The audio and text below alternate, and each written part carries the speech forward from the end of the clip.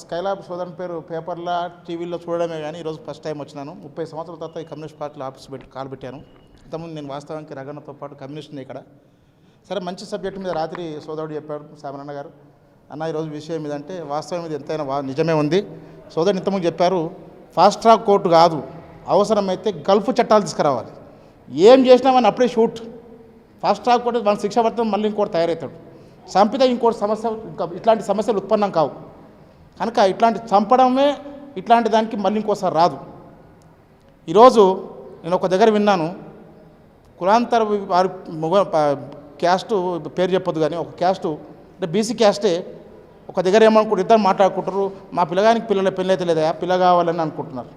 మరి ఏం కావాలంటే స్కైలాబ్ అన్న వినండి ఈ మాట, ఏం కావాలా మీకంటే ఎస్సీ పిల్లలు తప్ప ఎవరు వచ్చినా సరే, లాస్ట్కు నమ్మడంలో పిల్లలు వచ్చినా సరే ఎస్సీలు మాదిగా తప్ప ఎస్సీలు మాత్రం వద్దు అనే స్థాయి ఇలా సమాజంలో ఉంది.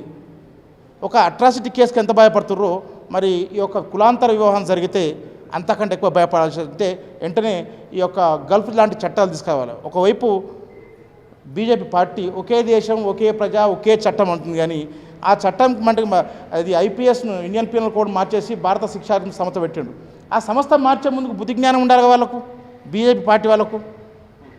వాళ్ళు మార్చి ఇట్లాంటి కఠినమైన చట్టాలు తీసుకురండి. దళితుల మీద ఇంకా రోజు ఏదో రూపకంగా మాత్రం దాడులు జరుగుతూనే ఉన్నాయి.